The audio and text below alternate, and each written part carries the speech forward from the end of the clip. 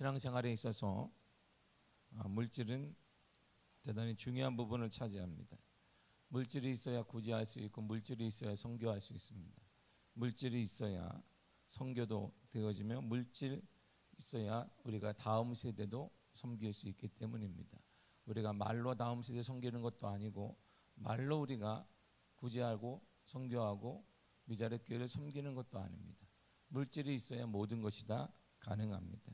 물질 그 자체는 악하지도 않고 선하지도 않습니다. 물질은 분명한 하나님이 주신 선물임이 분명합니다. 그러나 이 물질을 사용하는 사람의 자세, 마음에 따라 신앙이 확연하게 달라집니다. 자칫 물질이 우상이 될 수 있음을 주님은 늘 경고하고 계십니다. 그것은 물질 만능주의로 흘러가는 현대 그리스도인들에게 경고의 메시지를 주고 있습니다. 사랑한다는 의미는 여러 가지가 있습니다.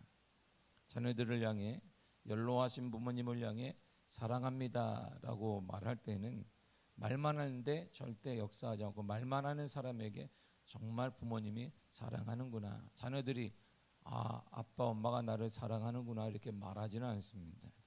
우리는 사랑한다라고 우리 자녀들을 우리가 향해, 또한 부모님들을 향해 사랑합니다라고 말할 때에는 말만 하지 않고 우리가 자라남에 따라 성장함에 따라 우리는 봉양한다라는 말을 하기도 합니다. 물질로 필요한 부분을 섬기게 되기 때문입니다. 또한 우리는 나름대로 열심히 모았던 것을 사랑하는 자녀들에게 물려주기 위해서 노력을 하기도 합니다. 그런데 유독 하나님께는 그러한 사고나 그러한 방식을 우리는 접어버린 지가 오래됐습니다. 우리는 늘 하나님을 향해서는 말로만 사랑합니다. 주님 사랑합니다. 하나님 사랑합니다. 특별히 우리가 부흥회를 하거나 이런 특세 기간을 맞게 되면 늘 반복되는 것은 회개합니다. 사랑합니다. 그냥 끝난 것입니다. 늘 우리는 하나님께는 계산하게 됩니다. 자녀들에게 계산하는 부모는 없습니다. 때로는 부모를 위해서 계산하는 자녀는 이 땅에 많습니다. 그래서 복을 받지 못하는 것이지요. 그러나 자녀를 향해서는 대부분의 부모는 계산하지 않습니다. 어린 자녀를 바라보면서 내가 이만큼 투자했는데 걔가 나에게 갚을 수 있을까? 그런 부모는 없습니다. 무조건 주게 되어 있습니다. 그러나 우리의 삶은 모든 것이 자연적으로 자녀들을 향하여서 부모를 향하여서 공개하고 섬기는 것이 당연한데 하나님께는 유독 우리는 계산하기 시작합니다. 늘 계산하기 바쁩니다. 우리가 자녀를 향하는 것처럼 하나님을 향해서 했다면 우리 인생은 어쩌보면 분명 달라졌을지도 모릅니다. 아니 달라졌을 것입니다. 수많은 은혜들, 축복들을 경험했을 것입니다. 근데 우리는 지금도 늘 주저하게 됩니다. 물질 앞에 주저합니다. 내가 생각하는 적정선을 우리는 찾기에 급급하게 됩니다. 그래서 우리는 어느 때에 하나님의 은혜가, 어느 때에 하나님의 역사가 임하는지 늘 고민하게 되지만 답은 하나님께 있는 것이 아니라 저와 여러분들에게 있습니다. 때로 가정생활을 하다 보면 우리는 남편의 눈치를 보기도 하고 아내의 눈치를 보기도 합니다. 부모님의 눈치를 보기도 하고, 이게 자녀들이 장성하게 되면 부모는 자녀의 눈치 또한 보게 됩니다. 시간이 갈수록 사랑하는 사람들의 눈만 봐도 우리는 알 수 있다라고 말합니다. 그렇다면 성령님은 어떠십니까? 성령님의 눈치를 보고 계십니까? 내가 이렇게 했을 때, 내가 이렇게 드림으로, 내가 이렇게 계산할 때, 내가 이러한 결단을 내릴 때 여러분은 성령님의 눈치를 보고 계십니까? 성령님의 눈치를 정말 봐서 그분이 어떻게 생각하실까 고민하십니까? 우리가 나이가 들면서 자녀들이 우리를 봉양할 때 당연한 것으로 여기는 것 그럴 줄 알았습니다. 그런데 자녀들의 눈치를 점점 보게 돼요. 자녀들이 용돈을 주어도 이 용돈을 써야 되는 말아야 되는지를 고민하게 됩니다. 그러나 우리는 성령님에 대해서는 고민하지 않습니다. 늘상 우리는 성령님에 대해서는 쉽게 판단하게 되는 것입니다. 그분 때문에 고민을 한다든가 그분 때문에 염려를 하는 사람 우리 가운데 극히 드뭅니다. 그래서 우리는 성령님이 가깝다라고 말을 하지만 그 가까운 성령님을 경험하지 못하는지도 모르겠습니다. 우리는 성령님을 가깝다라고 말하는데 성령님은 그렇게 생각하지 않을 때가 많이 있는 것 같습니다. 우리는 성령님을 가까이 있다라고 신앙 고백을 나름대로 하는데 우리 그 가까운 성령님이 내게 역사를 하거나 나를 보호하거나 내 문제를 해결해 주거나 내 기도 제목을 응답하는 일이 극히 드문 것은 그 성령님과 우리가 지금 그분이 생각할 때 나와 친밀하지 않기 때문이야. 내 착각 일수가 많이 있다라는 것입니다. 사랑한다는 것, 가까이 한다는 것은 말로만 하는 것이 아닙니다. 자녀들을 향해 사랑한다, 사랑한다. 그런데 그가 필요한 공부를 위해서 필요한 것도 공급하지 아니하고 그가 학원이나 기타 등등 모든 면에 있어서 먹고 꼬마아이에게 그런 것도 공급하지 않으면서 나는 너를 사랑한다, 사랑한다, 사랑한다라는 말하는 것은 진정한 사랑이 아닌데 그러나 그 사랑의 고백이 유독 하나님과 성령님께는 우리는 적용을 해요. 그래서 우리는 늘 고백합니다. 사랑합니다. 회개합니다. 사랑합니다. 그래서 우리는 날마다 우리에게는 적정선이 있고 그리고 계산하게 됩니다. 그래서 계산하니까 하나님도 계산하게 되는 것이 정말 우리가 계산하지 않고 하나님께 자녀들을 향해 사랑하는 것처럼 주를 사랑하고 주 예수 그리스도의 성령님께 우리가 깊은 우리의 감사의 마음, 사랑의 마음을 표현했다면 어쩌면 아니 단언컨대 우리 인생은 지금 같지는 않았을 것입니다. 그래서 신앙생활에 있어 물질은 대단히 중요합니다. 수많은 성경에 물질 문제를 하나님 예수님이 가장 많이 말씀하셨습니다. 우리는 물질을 초월하여 살 수는 없습니다. 그러나 물질로 인해 내 마음이 흔들리고 관계도 흔들리고 신앙까지 흔들린다면 그 물질은 분명한 우상입니다. 주님이 말한 우상 숭배가 분명합니다. 그러므로 이제는 물질을 쫓아다니는 인생에서 물질을 다스리는 인생으로 우리는 바뀌어야 합니다. 다스릴 줄을 아는 사람에게 하나님이 물질을 허락해 주시는 것입니다. 물질에 지배받는 사람에게 하나님은 절대 물질을 허락하지 않습니다. 물질을 지배받는 교회에게 하나님은 물질을 허락하지 않습니다. 물질을 다스리고 물질을 나눌 줄 알고 물질을 어떻게 섬길 줄 아는 그 교회, 그 가정, 그 사람에게 하나님은 물질을 허락하여 주십니다. 물질의 화려함에 취해 사는 그리스도인들은 하나님께서 약속하신 것 성령의 은혜를 누릴 수가 없습니다. 우리가 누렸다고 하는데 그것은 아마 작은 초입에 불과할 것입니다. 어마어마하게 감추어진 하나님의 은혜, 하나님의 역사, 하나님의 충만함을 우리는 초입에 있어도 이렇게 느낄 수 있는데 깊이 들어갈 수 있다면 그 감격과 자유함을 와 그것이구나, 이것 때문에 신앙생활을 하는구나, 이렇게 고백하게 될 것입니다. 하늘에 계신 우리 아버지는 자신의 백성에게 큰 선물을 주시겠다라고 약속하셨습니다. 세상적 물질주의를 극복하는 비결은 하나님이 약속하신 방법, 하나님이 약속하신 것을 받아 누리는 방법밖에 없습니다. 하나님의 것을 우리가 누리게 되어지면 이 세상의 물질을 초월해서 이 세상에 누리는 것을 초월해서 살아갈 수 있는 담대함과 믿음과 역사를 경험하게 되는데 이번 특세 기간 여러분들의 삶에 그러한 복된 인생의 전환점이 되기를 바랍니다. 그리함을 통해 하나님이 주시는 내가 물질을 받을 수밖에 없는, 하나님이 주더라도 내가 그 물질을 지배하며 다스려서 선한 곳에 쓸 수 있는 그러한 큰 그릇이 되어지기를 간절히 축복합니다. 놀라운 약속을 보세요. 하나님의 약속은 세 단계로 이루어져 있습니다. 본문에 먼저 누가복음 24장 49절을 읽겠습니다. 시작. 볼지어다 내가 내 아버지께서 약속하신 것을 너희에게 보내리니 너희는 위로부터 능력으로 입혀질 때까지 이 성에 머물라 하시니라. 아멘. 약속의 기간을 보세요. 세례 요한 때부터 주님의 부활 때까지, 세례 요한이 약속을 받아서 세례 요한 때부터 주님의 부활 때까지 바로 약속의 기간입니다. 예수님은 제자들을 택하시고 권세를 주고 가르치셨습니다. 예수님이 행하는 모든 것들을 제자들도 그대로 행했습니다. 예수님이 귀신을 쫓아내면 제자들도 귀신을 쫓아냈습니다. 예수님이 치유하면 그들도 치유했습니다. 예수님이 복음을 전파하며 그들도 복음을 전파해서 놀라운 복음의 열매를 거두기도 했습니다. 제자들은 그 권세를 가지고 행사했습니다. 당당했습니다. 멋있게 사역했습니다. 그들은 그 예수님을 알았고 그 예수님을 사랑했습니다. 그들은 살아계신 그분을 알았고 그분이 죽은 것을 직접 보기도 했습니다.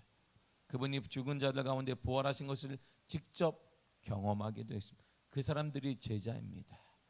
그 사람들이 바로 제자예요. 이 사람들에게 하나님이 특권과 역사와 이 시대를 초월하는 은혜를 허락해 주신 것입니다. 주님을 사랑했으며 주님의 죽음을 보았으며 주님의 부활하심을 직접 목도한 사람, 주님의 부활하심 확실한 그 사람이 바로 제자이고, 그 사람들에게는 우리에게 일반 사람의 특별한 하나님의 은혜, 특별한 하나님의 역사를 허락하여 주시는 것입니다. 그들과 함께 계시는 동안 그분은 줄곧 그들에게 기대감을 심어주셨습니다. 오직 성령이 너에게 임하시면 너희가 권능을 받고 예루살렘과 온 유대와 사마리아 땅끝까지 이르러 내 증인이 되리라 약속하셨습니다. 언제까지? 주님의 부활할 때까지. 준비의 기간을 보세요. 주님의 부활부터 성령의 강림 때까지입니다. 제자들은 주님의 특별 명령에 따라 아무런 행동도 않고 잠잠히 기다렸습니다. 때로는 우리가 한 발짝도 나아가지 않을 때가 오히려 더 멀리 가는 하나님의 축복일 수 있어요. 제자들은요, 답답하겠어요. 얼마나 답답하겠어요. 하나님의 그 명령에 따라 예루살렘은 떠나지 말라고 떠나지도 않았습니다. 그래도 그렇다고 활발하게 복음을 전파하지도 못했습니다. 그냥 마가다라 앞에 모여서 잠잠히 있었습니다. 우리가 여러 가지 많은 문제 가운데 나아갈 수 없는 상황이 있다 하더라도 우리가 잠잠히 있을 수밖에 없을 그때가 어쩌면 성령님을 만날 때이고 성령의 은혜가 강하게 나타날 때이며 이전에 경험하지 못했던 하나님의 은혜를 경험할 그때임이 있을지도 모르겠습니다. 잠잠히 침묵하며 주님의 임재를 사모할 때 주님의 약속하신 성령의 은혜를 물붓듯 허락하여 주시는 것입니다. 그러므로 준비기간 동안 120명의 제자들은 한 곳에 모은 마음을 하나로 모으고 기도에 전혀 힘썼습니다. 문제가 있더라도 그 문제 속에 우리 주님을 만날 수가 있으며 문제가 해결되면 하나님을 찬양하며 예수님을 증언하고 예수님을 간증할 수 있는 축복이 있기 때문에 우리 그리스도인들에게는 문제가 있든 없든 오직 주님만, 문제가 있든 오직 예수 그리스도만 전할 수 있는, 예수 그리스도만 말할 수 있는 특권과 축복이 우리에게 있다, 이런 말입니다. 그 약속의 성취를 보세요. 아버지께서 약속하신 대로 성령을 보내주셨습니다. 사도행전 2장 33절입니다. 시작. 하나님이 오른손으로 예수를 높이심에 그가 약속하신 성령을 아버지께 받아서 너희가 보고 듣는 이것을 부어주셨느니라. 아멘. 너희가 보고 듣는 이것을 부어주시느니라. 약속하신 성령을, 그 성령은 너희가 보고 들었는데 그것을 부어주셨느니라. 우리는 성령 받으라, 성령 충만으로 지겹게 어쩌면 매일같이 듣는 단어가 그거였지만 성령의 충만, 성령 충만. 사도들은, 이 제자들은 예수님을 통해 매일같이 들었습니다. 살아생전에 또 다른 모의사가 오시리나 너희를 가르쳐 주시리나 분명히 하나님이 약속하신다고 했는데 듣기 들었습니다. 근데 그 점을 경험을 못했어요. 우리의 착각인지 아닌지를 정확히 구분할 수 있어야 합니다. 내가 이 공동체 생활하니까 늘상 들어왔던 단어니까 내가 착각하고 있는 것이 정말 내가 성령 충만을 받은 것인지를 우리는 구분해내야 되는 것입니다. 정확히 구분해내. 그래야 구분해내는 것으로부터 인생이 바뀐단 말이에요. 막연히 내가 그냥 성령 충만한 거 아니야? 성령 있다 보니까 뭐 교회가 뜨거우니까 뭐 그런 거 아니야? 절대 그런 일이 없다, 이런 말입니다. 정확히 구분할 수 있어야 돼요.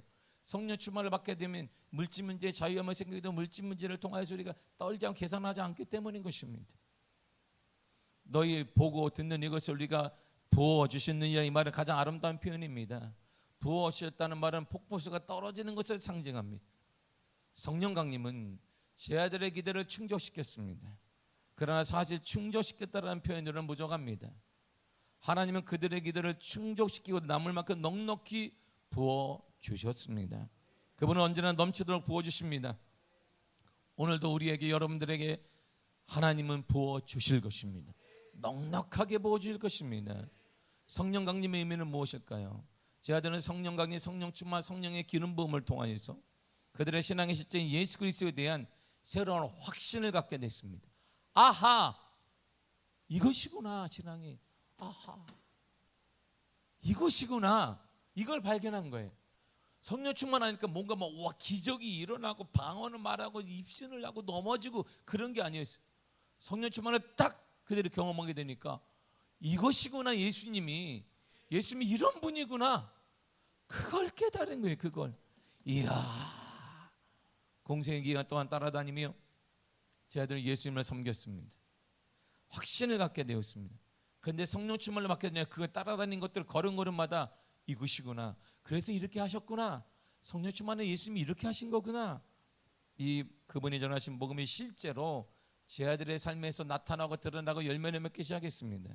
이 모든 것은 바로 성령의 역사하심입니다. 예수님이 메시아이심을 증거하는 성령의 내적 증거들은 무엇일까요? 성령님의 외적 증거가 첫째가 뭐냐면 성경입니다. 예수님이 너희가 성경에서 영생이 있는 줄을 생각하고 성경을 상고하거니와 이 성경이 곧 내게 대하여 증거하는 것이도다 라고 말씀하셨습니다. 그리스도가 누구이신지를 증거하는 것이 바로 성경입니다. 이것이 첫 번째 증거입니다. 내가 성령 충만을 받게 되면 성경에 보는 눈이 달라져요. 내가 성령 충만을 받게 되면 성경에 보는 시각이 달라지게 됩니다. 이거는 제가 늘상 경험했던 것입니다. 제가 어느 순간에 성령 충만을 어릴 때 경험하고, 그리고 제가 정확히 그랜폭스 있을 때 목회에 그냥 척박한 그 땅, 동토에 있던 얼어버린 그 땅에서 내가 오직 하나밖에 할 수 있는 게 없었어요. 기도하는 것. 10월이 되어지면 눈이 왔는데 신방이 그때는 딱 끝나요. 내년 5월, 다음 5월까지 신방을 할 수가 없어요. 눈이 얼마나 내리는지. 밤사이에 눈이 와서 눈을 딱 뜨게 되면 차가 보이지 않아요. 차가 다 덮여 있습니다. 거기서 제가 살면서 할 수 있는 게 딱 하나밖에 없는 거예요. 기도와 성경 보는 거. 외출도 안 되고 신방도 안 되고, 성도들에게 신방을 가자니 길이 뚫려지는 않고, 길이 뭐 1, 2m는 아무것도 아닌 거예요. 그 동네는 그냥 오면, 그래서 영하 20도, 영하 40도까지 내려가는, 그냥 그러고 쭉 사는 것입니다. 10월부터 5월까지 할 수 있는 게 딱 두 가지예요. 기도와 성경을 보는 것입니다. 3개월마다 성경을 읽고 묵상하고 또 읽고 묵상하고, 읽는 게 아니라 옆에 쓰고 귀를 계속 했습니다. 성경을 지금 제가 목회할 수 있는 힘은 그때 얻은 힘이, 성경이 이런 것이구나, 하나님이 이런 분이구나는 확신이 목사님에게 너무나 가까이 다가오게 되었단 말이에요. 이것이 바로 성령님의 외적인 증거입니다. 두 번째가 성령님의 외적인 증거는 세례 요한의 증거를 볼 때 알 수 있습니다. 세례 요한 예수님을 가리켜 보라 세상죄를 지고 가는 하나님의 어린 양이로다라고 증거한 세례 요한의 증거입니다. 하나님의 어린 양이로다. 성부 하나님의 증거가 있어 예수님은 아버지께서 나에 대해 증거하셨다고 말씀하셨습니다. 성부 하나님께서 예수님에 대해 증거하신 것이야말로 그분이 메시아이심을 보여주는 진짜 가장 중요한 증거입니다. 예수님이 이루신 일들을 보세요. 예수님이 나야 하는 그 역사가 아버지께서 나를 보내신 것은 나를 위하여 증거하는 것이요 라고 요한복음 5장 36절에 말하고 있습니다. 또한 내가 아버지 안에 거하고 아버지께서 내 안에 계심을 믿으라고 말씀하셨습니다. 예수님이 이루신 일들이 예수님에 대한 충분한 증거이고, 우리가 이루어가는 증인의 삶을 보세요. 사도행전 1장 8절을 보겠습니다. 시작. 오직 성령이 너희에게 임하시면 너희가 권능을 받고 예루살렘과 온 유대와 사마리아와 땅끝까지 이르러 내 증인이 되리라 하시니라. 아멘. 오늘 우리가 바로 예수님의 증인입니다. 가정의 이 지역에 복음을 선포할 때 성령님 우리를 통해 증거하고 나타나게 되어집니다. 그럼 뭐를 전해야 되는 것입니다. 입을 여시기를 바랍니다. 우리가 열어야 증거되어지고, 열어야 성령님의 놀라운 축복과 증거가 나타나게 되는 것입니다. 다물고 있으면 아무 의미가 없어요. 성령 역사하지 않습니다. 입을 열어야 합니다. 성령님의 내적 증거는 이제 우리는 나는 내가 남이 아니라 바로 나 자신인 것을 아는 것처럼 하나님을 나는 그렇게 압니다라고 고백하는 거예요. 나는 나에 대해서 난 남이 아니기 때문에 나는 나에 대해 잘 압니다. 이처럼 나는 하나님을 그렇게 알고 있습니다라고 하는 것이 성령님의 내적 증거입니다. 그만큼 하나님을 알고 있다는 것이, 하나님 나는 압니다. 하나님, 나는 그 무엇보다 내가 나를 사랑하는 것처럼 나는 당신을 사랑합니다. 내가 내 건강을 위해 신경 쓰는 것처럼 나는 당신이 먼저 내가 신경을 쓰고 있습니다. 내가 무엇을 내 건강을 위해 무엇을 절제하고 무엇을 안 먹고 뭐다 하는 것처럼 나는 당신을 위해 이렇게 살고 있습니다. 내가 나를 위해 여러분의 건강을 위해 여러분 함부로 먹지 않습니다. 건강 때문에 나이가 들수록 내가 먹어야 될 것, 먹지 말아야 될 것, 약과 모든 걸 구분해냅니다. 그런데 그런 것처럼 우리도 하나님을 위해 구분해내는 것입니다. 해야 될 것, 하지 말아야 될 것, 먹어야 될 것, 먹지 말아야 될 것, 앉아야 될 것, 앉지 말아야 될 것들을 다 구분해낸다는 것입니다. 성령님이 내게 임하시면 그런 일이 일어나요. 그것이 보이게 된다, 이런 말입니다. 이것이 성령님이 내게 임하신 내적인 증거입니다. 오직 성령을 통해서만 가능합니다. 기독교가 진리임을 인간의 마음속에 찾을 수 있도록 문을 활짝 열어주시는 분이 바로 성령님이십니다. 여러분들의 눈이 열려지기를 바랍니다. 성령을 통해 열려져야만 합니다. 이것이 바로 우리 인생의 승부예요. 우리 인생의 승부처는 성령님이 우리 눈을 열어주실 때 가능한 것입니다. 우리가 어떻게 담대할 수 있습니까? 우리가 이렇게 무식한 사람입니까? 우리 무식하지 않습니다. 우리가 새벽에 나서 주여 주여 3번 한다 무식한 사람입니까? 우리는 그런 사람, 무식한 사람 아닙니다. 우리는 광신도도 아닙니다. 우리는 성령의 임재를 경험했기 때문에 그 문제 앞에서 담대할 수 있는 것이고 그분이 해결해 주시리라. 그걸 경험한 사람들이기 때문에 그 문제와 아픔과 고통 속에 우리는 담대하게 일어날 수 있으며 기도할 수 있으며 소망을 꿈꿀 수가 있게 되는 것입니다. 살아계신 하나님의 영의 증거는 논리를 필요하지 않습니다. 논리 싸움이 아닙니다. 진영 논리도 아니고 내가 어떻게 논리를 꺾어서 말하는 것도 아닙니다. 빛이 한순간에 번쩍이듯 그분의 증거는 인간의 영혼에 직접 작용하는 것입니다. 날카로운 모든 칼과 창이 심장을 꿰뚫듯이 그분의 증거는 우리 영혼에 깊게 파고드는 것입니다. 어떻게 영역에서 그냥 확 들어오는 것입니다. 오늘 그 은혜가 넘쳐나기를 바랍니다. 그 성령을 경험해야 참다운 하나님의 역사, 하나님의 진리, 기독교의 핵심, 그리고 신앙의 의미를 알게 되는 것이, 그래서 신앙생활을 하는구나, 그래서 우리에게는 소망이 있는 것이구나, 시대가 어둡다 하나 소망이 있는 일바 그 성령님을 경험할 때 가능하다, 이런 말입니다. 성령님이 인간의 영혼의 기쁜 곳에 찾아오셔서 내가 진리임을, 예수님의 진리임을 그분이 각인시키십니다. 나를 따라야 산다. 그렇지, 예수님을 따라야 살지. 시대가 아무리 그래도 나는 예수님을 따라야 산다. 우리의 가정과 우리 자녀들과 우리 기업과 우리의 직장은 예수님을 따라야 된다. 나는 예수님을 따라야 된다라고 확인시켜 주는 게 성령님이. 이게 성령의 충만함을 받은 사람들의 특징인 것이. 그러니까 무서운 게 뭐가 있겠어요. 세상에 그래서 초대교회 박해자들이 감당할 수가 없었던 것입니다. 성령님이 우리의 제자들에게, 주님의 제자들에게 주신 또 하나의 복은 감동입니다. 감동이에요. 성령을 받은 제자들의 모임인 기도하면, 기도하고 찬양하면, 또 흩어지면 복음을 그들은 전했습니다. 늘 구원의 감격과 기쁨을 누리며 살았습니다. 감격이 있어요. 성령은 우리에게 감격을 하러 가십니다. 세상에 주셔서 그 감격이 있는 거예요. 이 감격. 할렐루야. 여러분도 성령을 통해 경험한 그 감격이 있습니다. 세상에 절대 줄 수 없는 감격이 있어요. 내 형편에 상관이 없어요. 그것은 내 물질에 상관이 없습니다. 내 문제 사이즈에 상관이 없는 감격이 성령님이 주시는 거예요. 이야, 이것이 바로 내적인 증거예요. 이렇게 뭔가 그냥 나는 현실은 어려운데 감동이 막 일어나. 이 감격이 막 일어나는 거예요. 이거 왜 그래, 내가 미쳤나? 그럴 정도의 감격이 막 일어나게 되는 것, 이것이 성령 충만 받은 사람들의 축복이에요. 오늘 우리의 신앙생활 역시 감동이 있어야 합니다. 신앙생활에 감격과 감동과 즐거움이 있어야 됩니다. 기쁨이 있어야 됩니다.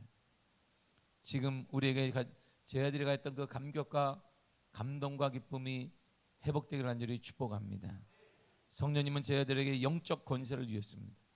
그래야 그들은 두려움과 의심 그리고 형식주의에서 담대하게 벗어날 수 있었습니다. 그들에게 주어진 영적 권세는 생명에서 나오는 권세입니다. 영적 권세를 받은 우리가 이제 할 일은 그 권세를 활용하는 것입니다. 영적 분위기를 조성해야 합니다. 우리에게도 이런 영적 권세가 있다는 사실을 믿으시기를 바랍니다. 하나님이 예수 그리스도께서 우리에게 영적 권세를 허락하여 주셨습니다. 여러분들이 기도하면 어둠의 영은 떠나가게 될 것입니다. 여러분들이 기도할 때 어둠의 영들과 가난의 영은 떠나가게 될 것입니다.